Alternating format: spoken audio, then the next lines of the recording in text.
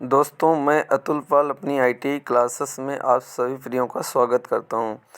आज मैं आप सभी लोगों के लिए मोस्ट इम्पॉर्टेंट 50 क्वेश्चन लेकर के आया हूं और ये क्वेश्चन बहुत ही इम्पॉर्टेंट हैं जो कि परीक्षा में ज़्यादा से ज़्यादा पूछे जाते हैं। तो दोस्तों, बने रहिए आईटीआई क्लासेस के साथ, अतुल सर के साथ, और अपने जो है क्वेश्चनों को जो है पढ़ते रहिए। तो दोस्तों, मैं आप लोगों को 50 क्वेश्चन पढ़ा रहा हूँ।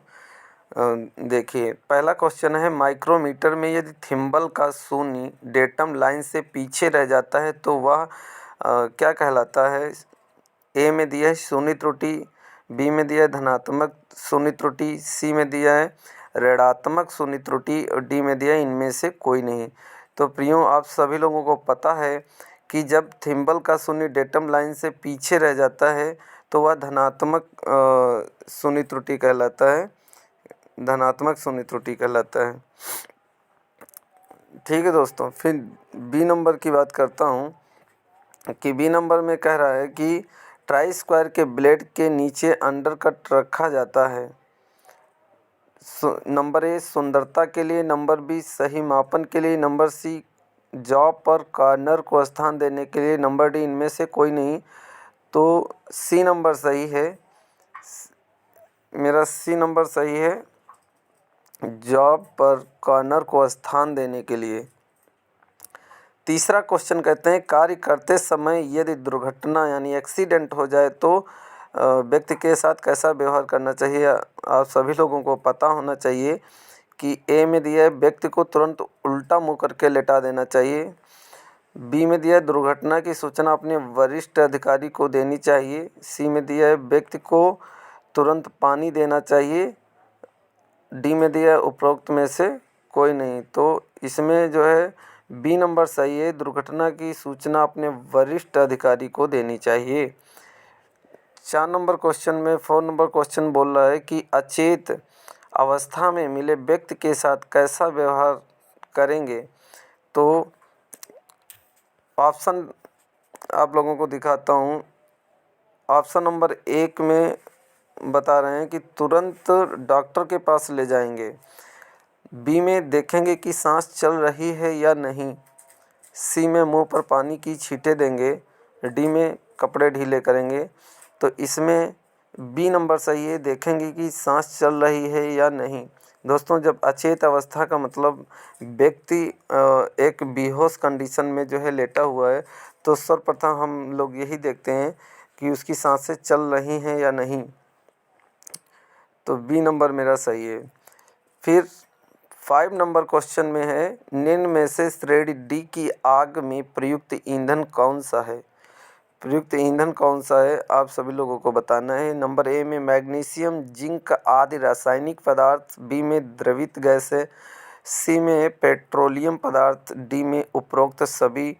तो डी के अंतर्गत आप लोगों को पता है कि मैग्नीशियम, जिंक और बिजली के द्वारा जो आग लगती है ये सभी आती हैं। तो ए नंबर सही है, मैग्नीशियम, जिंक आदि रासायनिक पदार्थ। फिर 6 नंबर क्वेश्चन में वर्नियर डेप्थ गेज का अल्पतमांक कितना होता है। 0.10 mm, बी में 0.01 mm, सी में 0.20 mm, डी में 0.02 mm सही आंसर है। इसी तरह 7 नंबर क्वेश्चन में है, जब साधारण पेचकस को घुमाना कठिन जब साधारण पेचकस को घुमाना कठिन हो तब निम्न में से कौन सा पेचकस प्रयोग में लाना चाहिए। तो दोस्तों, ऑफसेट पेचकस, बी में है रैचेट पेचकस, सी में है मैग्नीज पेचकस और डी में है फिलिप्स पेचकस। तो डी ऑप्शन सही है, फिलिप्स पेचकस, जिसको हम लोग बोलते हैं फिलिप्स स्क्रू ड्राइवर। इंग्लिश में जो है पेचकस को स्क्रू ड्राइवर कहते हैं।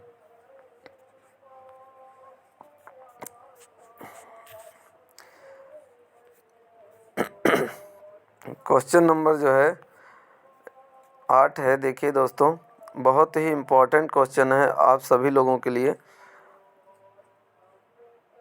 ये देखिए, क्वेश्चन नंबर 8 नंबर क्वेश्चन,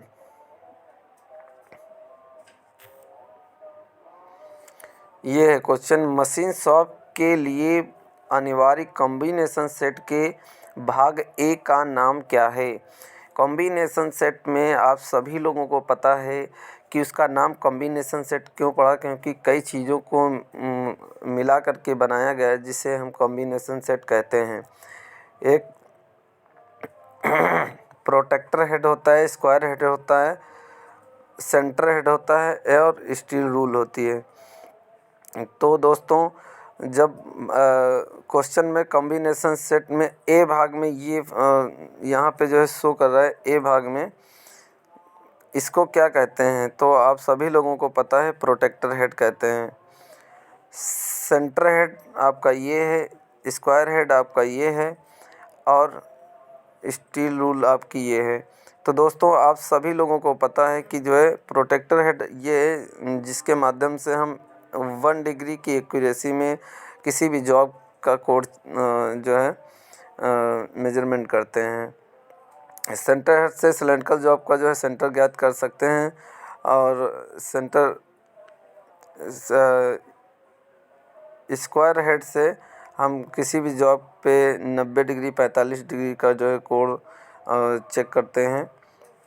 तो दोस्तों, इसमें जो है बी ऑप्शन सही है।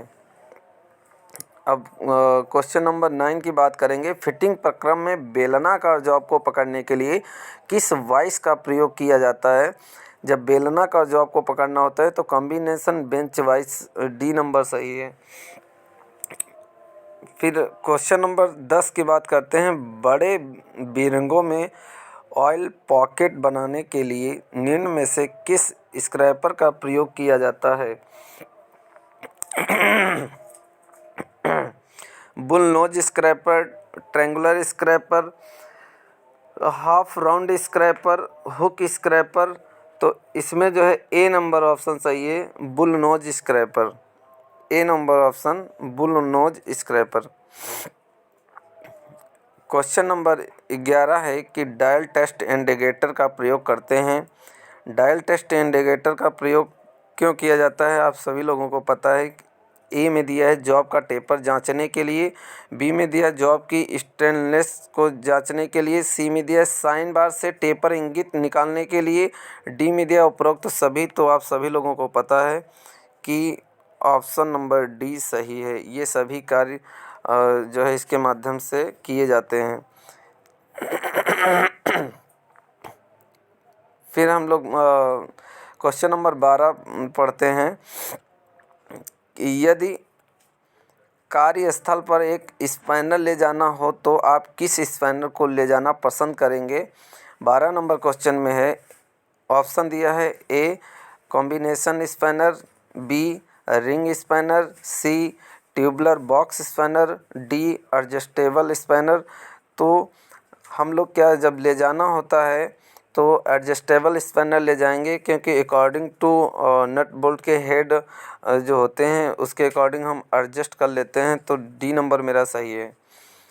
फिर है वुडरुफ की आकृति अर्धवृत्ताकार यानी सेमी सर्कुलर होती है, जो ऑप्शन ए में है अंडाकार शाफ्ट और हब असेंबली में प्रयुक्त होती है, हब को निकाले बिना असेंबली में प्रयुक्त होती है, सी में सॉफ्ट और हब के समतल पृष्ठ के बीच रखी जाती है, डी में उपरोक्त सभी।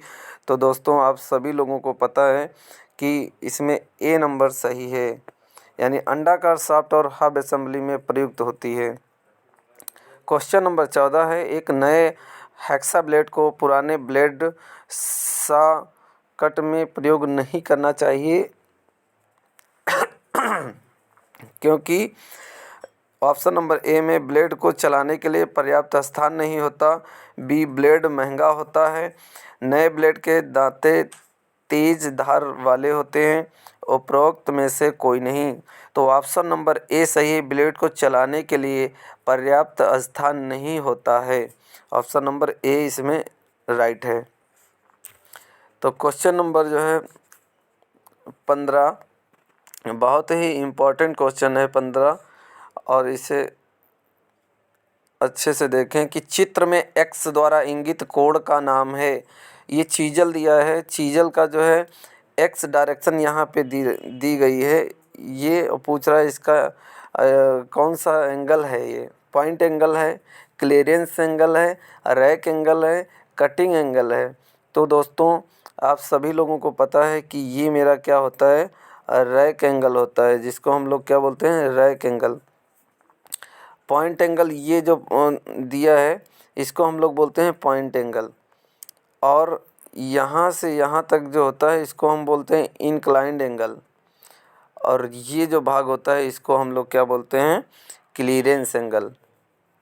ठीक दोस्तों, तो आप सभी लोगों को पता होगा कि एक्स जो यहाँ पे डिनोट कर रहा है वो कौन सा एंगल मेरा बता रहा है, वो है मेरा रैक एंगल।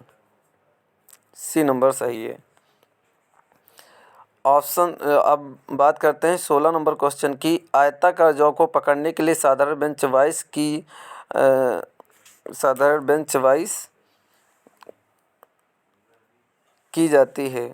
प्रयोग की जाती है। बेलनाकार यानी सिलेंड्रिकल जॉब को पकड़ने के लिए निम्न में से कौन सी वाइस प्रयोग की जाएगी। जब मुझे सिलेंड्रिकल बेलनाकार जॉब पकड़नी होगी तो वहाँ पे पूछ रहा है कि कौन सी जो है बेंच वाइस प्रयोग की, combination bench vice. Question number 17 है, सामान्यतः वाइस के स्पंडल में चूड़ियों का प्रकार होता है, यानी जो वाइस के स्पंडल पे चूड़ी कटी होती है वो कौन सी चूड़ी होती है। एक्मी थ्रेड होती है, वी थ्रेड होती है, वर्गाकार चूड़ी होती है। इनमें से कोई नहीं। तो आप सभी लोगों को पता होना चाहिए कि वर्गाकार, इसको हम स्क्वायर थ्रेड के नाम से जानते हैं। एक्मी थ्रेड लेथ मशीन के लीड स्क्रू पे बनी होती है। क्वेश्चन नंबर 18 की बात करते हैं। चित्र में दर्शाया गया रिंच कौन सा है। आप सभी लोगों को रिंच यदि देखे होंगे तो देखते ही बता देंगे कि कौन सा जो है रिंच है। ऑप्शन ए में दिया lever jaw wrench, B strap wrench, C pipe wrench, D chain pipe wrench. तो दोस्तों ए नंबर सही है। फिर क्वेश्चन नंबर जो है 19 बोल रहा है, प्लायर्स किस धातु के बनाए जाते हैं। ऑप्शन पढ़ने की ज़रूरत नहीं, आप डायरेक्ट लगा सकते हैं यदि आपको आता है। तो ए में है low carbon steel, B high speed steel, C cast steel, D high carbon steel. तो प्लायर कास्ट स्टील के बनाए जाते हैं। क्वेश्चन नंबर जो है हम बात करते हैं 20 की। 20 में बता रहे हैं कि निम्न में से किस स्क्रैपर का प्रयोग फिटिंग के दौरान अनुपयुक्त बियरिंग बुश पर स्क्रैपिंग करने के लिए किया जाता है। क्वेश्चन नंबर 20 जो है, तो option A flat scraper, B round scraper, C half round scraper, D इनमें से कोई नहीं। तो दोस्तों राउंड स्क्रैपर का प्रयोग किया जाता है। क्वेश्चन नंबर इसमें है बी। 21 है, चित्र में प्रदर्शित ग्रू को काटने के लिए किस छेनी का प्रयोग किया जाता है। बहुत इंपॉर्टेंट क्वेश्चन है। तो देखिए ग्रू को काटने के लिए कौन सी छेनी का, कौन सी चीजल का प्रयोग किया जाता है। तो आप सभी लोगों को पता है। नंबर ऑप्शन ए दिया है फ्लैट छेनी, बी क्रॉस कट छेनी, सी राउंड नोज छेनी, डी डायमंड पॉइंट छेनी।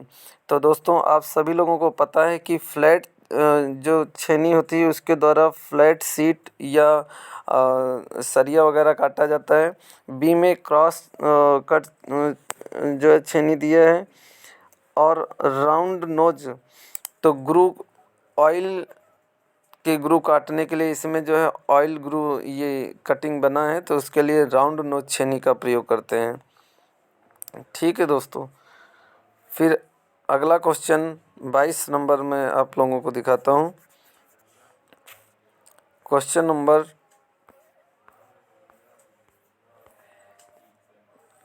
22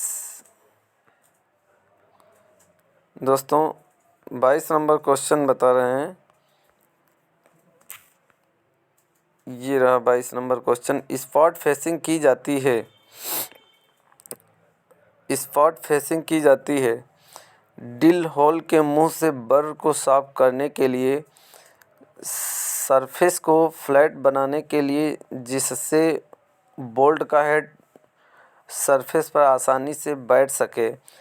सी है ड्रिल किए होल को फाइन फिनिश करने के लिए। डी है पहले बने सुराख को बड़ा करने के लिए। तो स्पॉट फेसिंग आप लोगों ने देखा होगा, तो इसमें ऑप्शन नंबर जो है बी सही है, सरफेस को फ्लैट बनाने के लिए जिससे बोल्ट का हेड सरफेस पर आसानी से बैठ सके। जैसे कि आप देखते हैं कि ऐसे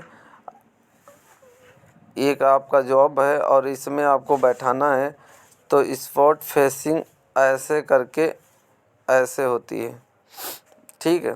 तो इसमें क्या होता है, उसका हेड आसानी से बैठ जाता है। अब मैं आपको जो है 23 नंबर क्वेश्चन बताऊंगा। 23 नंबर क्वेश्चन क्या कह रहा है कि हेक्सा ब्लेड का चुनाव काटी जाने वाली धातु के आकार और कठोरता पर निर्भर करता है। कंड्यूट पाइप को काटने के लिए किस पिच का हेक्सा ब्लेड प्रयोग किया जाता है।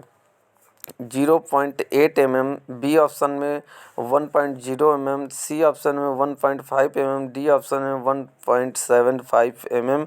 तो दोस्तों आंखें बंद करके आप सभी लोगों को चूज़ करना है A number option 0.8 mm। Conduit pipe की जब बात करें तो 0.8 mm। फिर 24 नंबर क्वेश्चन है, स्पैनर निम्न में से कौन सी स्टील के बनाए जाते हैं। 24 नंबर क्वेश्चन है। तो दोस्तों आप सभी लोगों को पता है, ऑप्शन ए में high silicon steel, B vanadium steel, C high carbon steel और डी में है माइल्ड स्टील। तो दोस्तों आप सभी लोगों को पता है कि स्पैनर वेनेडियम स्टील के बनाए जाते हैं, जो कि ऑप्शन नंबर बी सही है। 25 नंबर क्वेश्चन में है, निम्न में से कौन सा चिन्ह यानी मार्किंग का एक उद्देश्य नहीं है। ऑप्शन ए समय की बचत करना, बी सभी संक्रियाओं का उचित स्थान, सी एक बार ही मापने की आवश्यकता, जी है जॉब की यथार्थता को बढ़ाना यानी एक्यूरेसी को बढ़ाना। तो क्वेश्चन नंबर 25 में आप सभी लोगों के लिए सही आंसर है जॉब की यथार्थता को बढ़ाना। ये मार्किंग के अंतर्गत नहीं, उद्देश्य इसका नहीं है, तो डी नंबर सही है। अब क्वेश्चन नंबर जो है 26 है, कॉपर सल्फेट सॉल्यूशन को अधिक क्रियाशील बनाने के लिए इसमें कुछ बूंदें मिलाई जाती हैं। किसकी बूंदें मिलाई जाती हैं। Option number A sulphuric acid, B nitric acid, C acetic acid, इनमें से कोई नहीं। तो आप सभी लोगों ने पढ़ा है कि सल्फ्यूरिक एसिड को हम लोग मिलाते हैं। अब क्वेश्चन नंबर 27 है, सरफेस गेज निम्न में से कौन सा कार्य नहीं करता है। सरफेस गेज निम्न में से कौन सा कार्य नहीं करता है, ये क्वेश्चन है। तो किसी ऑप्शन ए है किसी किनारे के समांतर लाइन खींचना, बिल्कुल खींचता है सरफेस गेज। फिर बी ऑप्शन किसी सतह के समांतर लाइन खींचना, बिल्कुल खींचता है भाई। सरफेस गेज से हम लोग जो है समांतर लाइन खींचते हैं। किसी जॉब को कार्यखंड की फोर्जा चक पर सेंटर करना। लेथ मशीन में जब हम जॉब को बांधते हैं तो जो है उसको सेंटर में बांधने के लिए हम लोग इसका प्रयोग करते हैं सरफेस गेज का। किसी डी नंबर में किसी कार्यखंड को लेथ पर दृढ़ता से पकड़ना, बिल्कुल गलत है, ये बिल्कुल गलत है। यानी जॉब को लेथ मशीन पे दृढ़ता से पकड़ता नहीं है, उसको सेंटर में सेट करने के लिए हम लोग इसका प्रयोग करते हैं। तो ऊपर के 3 ऑप्शन बिल्कुल सही हैं, चौथा ऑप्शन आपका गलत है जो कि डी है ये। अगला क्वेश्चन है, पावर ट्रांसमिशन के लिए कौन सी की प्रयोग की जाती है। पावर ट्रांसमिशन के लिए कौन सी की प्रयोग की जाती है। तो आप सभी लोगों को ऑप्शन दिया है, फेदर की, बी जिब हेड की, राउंड की, डी सैडल नट की। तो सैडल नट की आपका राइट आंसर है। मार्किंग करने से पूर्व खाली स्थान है को भली भांति तथा समझ लेना चाहिए। ड्राइंग को समझ लेना चाहिए, टूल को समझ लेना चाहिए, मैनुअल, इनमें से कोई नहीं। तो मार्किंग करने से पहले आप लोग जानते हैं कि हम लोग सबसे पहले ड्राइंग को समझ लेते हैं, पढ़ लेते हैं कि कैसी है, कैसे हमें जो है मार्किंग करना है। जॉब की मार्किंग करते समय निम्न में से किसे संदर्भ सतह यानी रेफरेंस सरफेस माना जाता है? जॉब की शीर्ष सरफेस को, मार्किंग सरफेस प्लेट को, जॉब की अक्ष को, जॉब की ड्राइंग को। तो जाहिर सी बात है दोस्तों कि जॉब की ड्राइंग को हम लोग क्या मानते हैं, सरफेस सतह, उसी के आधार पे जो है हम लोग जो है बनाते हैं। तो ये मेरे जो है 30 क्वेश्चन हो गए। अब 31 नंबर क्वेश्चन आप लोगों के सामने जो है लेकर के आते हैं, पढ़ लीजिए। कह रहा है कि ड्रिलिंग प्रक्रिया में पहले से बनाए हुए सुराख का ऊपरी सिरा चैम्फर करके बड़े ड्रिल द्वारा वी आकार बनाने को कहते हैं। वी आकार बनाने को क्या कहते हैं? तो दोस्तों ऑप्शन में है ए बोरिंग, बी नंबर है, बी में दिया है काउंटर सिंकिंग, सी में दिया है काउंटर बोरिंग, डी में दिया है रीमिंग। तो दोस्तों वी आकार बनाने के लिए आप जानते हैं कि काउंटर सिंक कैसा जो है होता है, हम आप लोगों को बताता हूँ कि जैसे ये होता है आपका काउंटर सिंक। तो ये ऑप्शन मेरा सही है। ठीक, अब अगला क्वेश्चन मैं आप लोगों को 32 नंबर दिखाता हूँ। 32 नंबर क्वेश्चन कह रहा है चित्र में कैलिपर्स का कौन सा प्रकार प्रदर्शित किया गया है? कौन सा प्रकार प्रदर्शित किया गया है? तो इसमें बता रहे हैं फिक्स पॉइंट जैनी कैलिपर, बी है एडजस्टेबल पॉइंट जैनी कैलिपर, सी है हील टाइप जैनी कैलिपर, डी है इनमें से कोई नहीं। तो सी ऑप्शन सही है, हील टाइप जैनी कैलिपर्स। फिर अगला क्वेश्चन है चिन्हन ब्लॉक में स्क्राइबर किस प्रकार व्यवस्थित होता है? चिन्हन ब्लॉक का मतलब आप समझ रहे हैं, सरफेस गेज, जो अभी क्वेश्चन आया था सरफेस गेज ही है, उसी को कहते हैं चिन्हन ब्लॉक। तो ऑप्शन में दिया है एक सिरे पर सीधा यानी स्ट्रेट व दूसरे पर 90 डिग्री मुड़ा हुआ, एक सिरे पर 30 डिग्री व दूसरे पर 90 डिग्री मुड़ा हुआ, दोनों सिरों पर 90 डिग्री मुड़ा हुआ, उपरोक्त में से कोई नहीं। तो आप सभी लोग जानते हैं कि जो सरफेस गेज में हम लोग स्क्राइबर जो है प्रयोग करते हैं, स्क्राइबर प्रयोग करते हैं, वो एक सिरे पर सीधा व दूसरे सिरे पर 90 डिग्री पे मुड़ा हुआ है। Option number A it is right. अगला क्वेश्चन बोल रहे हैं फोर्जिंग क्रिया की जाती है। फोर्जिंग क्रिया की जाती धातु के गलनांक पर, धातु के गलनांक से नीचे, धातु के गलनांक से ऊपर, इनमें से कोई नहीं। तो फोर्जिंग क्रिया जो की जाती है, गलनांक आप पहले समझ लीजिए कि गलनांक का मतलब जो है प्लास्टिक अवस्था में जब मटेरियल पहुंच जाता है उससे जो है पहले ही, यानी गलनांक से पहले प्लास्टिक अवस्था में पहुंच जाता है तो जो है हम लोग फोर्जिंग नहीं करते हैं। और गलनांक से पहले ही हम लोग जो है उसके नीचे ही जो है जब लाल अवस्था में मटेरियल आ जाता है तब हम लोग जो है फोर्जिंग करते हैं। आप लोगों ने देखा होगा लोहा लोग जो है किसी चीज़ को बनाते हैं तो एकदम लाल जब हो जाता है और उससे ज़्यादा गर्म कर देते हैं तो वो प्लास्टिक अवस्था में आ जाती है, जिसको हम गलनांक कहते हैं। तो धातु के गलनांक के नीचे ही ये ऑप्शन आपका सही है। चित्र में प्रदर्शित ड्रिलिंग मशीन को पहचानिए। अब आपके पास जो है अगले क्वेश्चन में जो है 35 नंबर क्वेश्चन में ड्रिल मशीन दिया है। अब इसमें पहचानना है कि कौन सी ड्रिल मशीन है, इसको क्या कहते हैं। ऑप्शन ए ऊर्ध्वाधर drilling machine, B radial drill machine, C gang drill machine, D संवेदनशील ड्रिल मशीन। तो बहुत ही इम्पोर्टेंट क्वेश्चन है, रेडियल ड्रिल मशीन है। ठीक, ये मेरा क्या है, रेडियल ड्रिल मशीन है। 36 number question very very important question है। साधारण कार्यों में प्रयुक्त डिल का कर्तन कोण होता है। साधारण कार्यों में प्रयुक्त, आंखें बंद करके आप सभी लोगों को आंसर टिक करना है, 118 डिग्री होता है।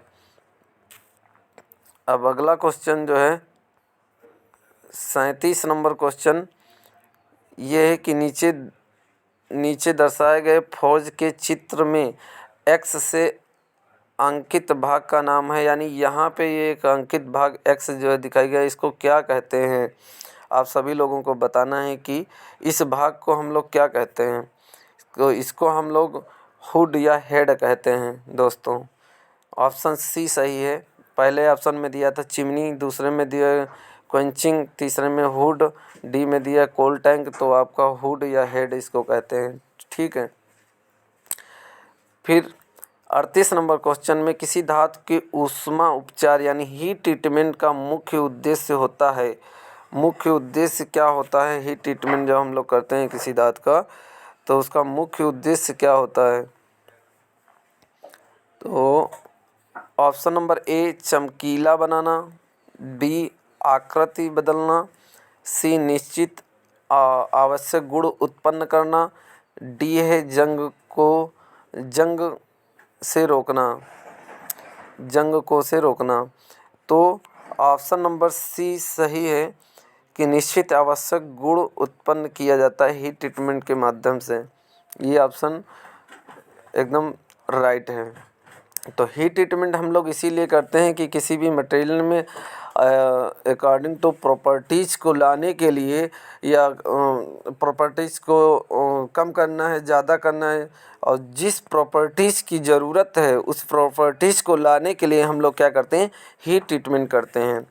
ऑप्शन जैसे इसमें दिए डी की जंग से रोकना, तो जंग हीट ट्रीटमेंट हो जाता है तो मटेरियल में जंग भी कम लगता है। पर ऑप्शन नंबर सी हम इसमें राइट मानेंगे कि निश्चित आवश्यक गुण उत्पन्न करने के लिए मुख्य उद्देश्य पूछ रहा है, तो इसलिए जो है ठीक है। तो क्वेश्चन नंबर 39 बता रहे हैं कि 39 में जो है निम्न में से किस प्रकार की चादरें अधिक लचीली होती हैं? पीतल की चादर, बी एल्यूमिनियम की चादर, सी शीशे की चादरें, डी उपरोक्त सभी। तो ऑप्शन नंबर सी सही है, जिसको हम लोग बोलते हैं शीशे की चादर, इसको लेड की चादरें बोलते हैं। क्वेश्चन नंबर 40 है कि मिली हुई इस्पात की चादरें बहुत अधिक सामर्थ्यवान तथा बहुत अधिक संक्षारण अवरोधी होती हैं। क्रोमियम की, वेनेडियम की, नाइक्रोम की, ये सभी। तो दोस्तों इसमें क्रोमियम जो होता है वो अधिक सामर्थ्यवान और अधिक संक्षारण अवरोधी होती है। तो chromium it is right answer. फिर क्वेश्चन नंबर नेक्स्ट है नॉर्मलाइजिंग से अभिप्राय है। क्या अभिप्राय है नॉर्मलाइजिंग से? स्टील को 400 डिग्री सेंटीग्रेड से कम तापमान पर गर्म करना और पानी में ठंडा करना। ये ऑप्शन में दिया है। बी में दिया है स्टील को उच्च क्रांतिक तापमान से 50 डिग्री सेंटीग्रेड अधिक गर्म करना और फर्नेस का क्विंच ऑफ करके उसमें ही रहने देना। फिर सी में दिया है स्टील को उच्च क्रांतिक तापमान से 50 डिग्री सेंटीग्रेड अधिक गर्म करना और पानी में तुरंत ठंडा करना। फिर नंबर डी है स्टील को उच्च क्रांतिक तापमान से 50 डिग्री सेंटीग्रेड अधिक गर्म करना और कमरे के तापमान पर स्थित हवा में ठंडा करना। इट इज़ राइट आंसर है, जो कि आपका डी ऑप्शन सही है। नॉर्मलाइजिंग में जो हम लोग क्या करते हैं, स्टील के अपर क्रिटिकल तापमान से 50 डिग्री सेंटीग्रेड अधिक गर्म करते हैं और फिर उसके बाद में क्या करते हैं कि कमरे के टेम्परेचर पे स्थिर हवा में ठंडा कर लेते हैं। और एनीलिंग में क्या होता है कि जब हम लोग जो है गर्म करते हैं उसी भट्ठी में ही हम लोग क्या करते हैं छोड़ देते हैं और धीरे धीरे जो है ठंडा होता रहता है, बाद में हम लोग उसको निकाल लेते हैं। तो नॉर्मलाइजिंग में आप सभी लोगों को पता होना चाहिए कि हम लोग के जो है कमरे के तापमान पर स्थित हवा में ठंडा करते हैं, नॉर्मलाइजिंग में। अगला क्वेश्चन मेरा है, निम्न में से किसका प्रयोग रिवेटेड किए जाने वाले छिद्र को अलाइन करने में होता है? अलाइन करने में किसका प्रयोग होता है? ये क्वेश्चन नंबर 42 है मेरा। तो ऑप्शन ए है डॉली, ऑप्शन नंबर बी है drift tool, option number C है caulking tool, option number D है फुलरिंग टूल। तो दोस्तों इसमें क्या है कि ड्रिफ्ट टूल जो है वो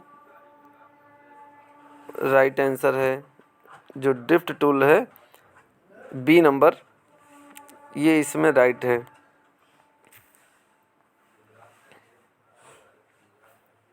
अब क्वेश्चन नंबर अगला है कि 43 नंबर क्वेश्चन है, निम्न चित्रों में से कौन सा काउंटर संक शीर्ष रिवेट है?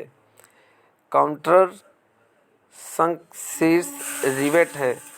आप सभी लोगों को यदि रिवेट का फिगर याद होगा तो देखते ही आप सभी लोग बता देंगे कि कौन सा जो है रिवेट है। तो इसमें जो है ए में दिया है ये स्नैप हेड रिवेट है। ये आपका काउंटर संक शीर्ष रिवेट है, जो कि इट इज़ राइट आंसर इस क्वेश्चन के लिए। ये आपका फ्लैट है, ये आपका कोनिकल है। तो ये क्वेश्चन के अकॉर्डिंग ये गलत हैं, ये भी गलत है, आपका ये आंसर सही है।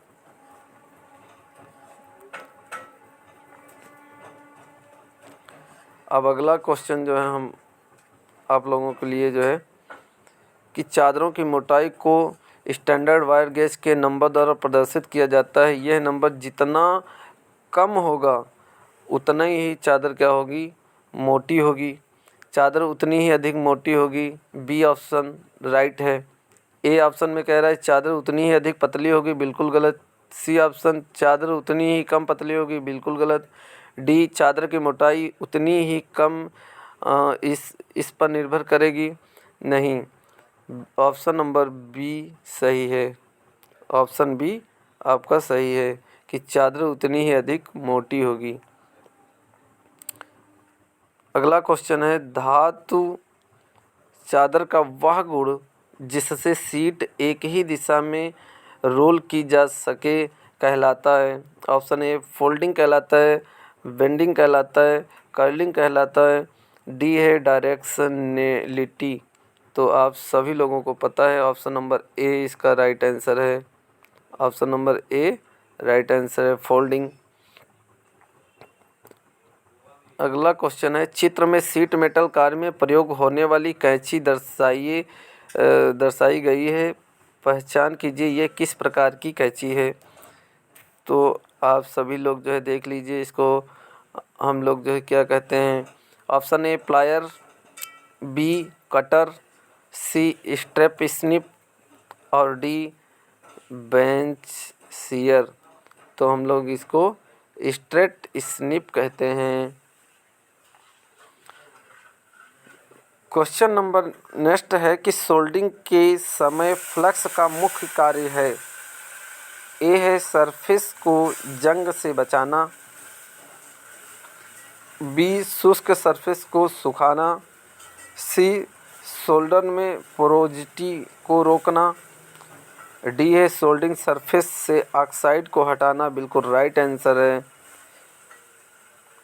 क्वेश्चन नंबर नेक्स्ट है, ब्रेजिंग करने के लिए प्रयोग होने वाली फिलर धातु का एक अन्य नाम है स्पेल्टर, सोल्डर, वेल्डिंग रॉड। इनमें से कोई नहीं, तो उसको हम बोलते हैं spelter. Question number next 49 number question है, धातु की चादरों के किनारों को मोड़ने के लिए किस प्रकार का हथौड़ा प्रयोग होता है? किस प्रकार के हैमर का प्रयोग किया जाता है दोस्तों?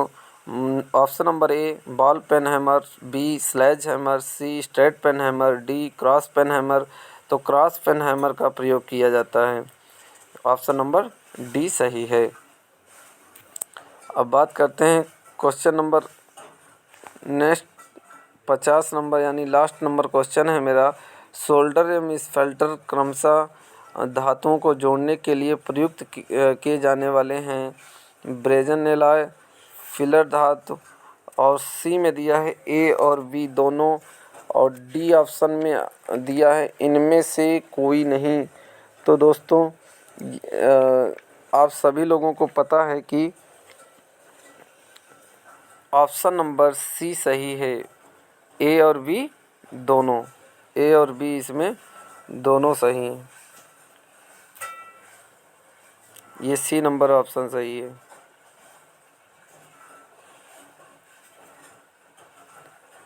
यहाँ पे सी नंबर लगा लीजिए। तो दोस्तों ये रहे मेरे 50 मोस्ट इम्पॉर्टेंट क्वेश्चन जो कि आपकी परीक्षा में जो है पूछे जाएंगे। इन सभी क्वेश्चनों को जो है आप लोग जो है लिख के अपना नोट्स तैयार करते रहिए। मैं अतुल पाल अपनी ITI क्लासेस में आप सभी लोगों को प्रतिदिन ऐसे ही 50 क्वेश्चन देता रहूँगा, और मेरे साथ जो है तैयारी करते रहिए। आपके पेपर बहुत ही जल्द होने वाले हैं, और मैं आशा करता हूं कि आप सभी इन क्वेश्चनों को याद कर लेंगे और अपने परीक्षा में अधिक से अधिक जो है नंबर लेके आएंगे। मैं अतुल पाल आप सभी प्रियों का एक बार फिर से धन्यवाद बोलता हूं। जय हिंद।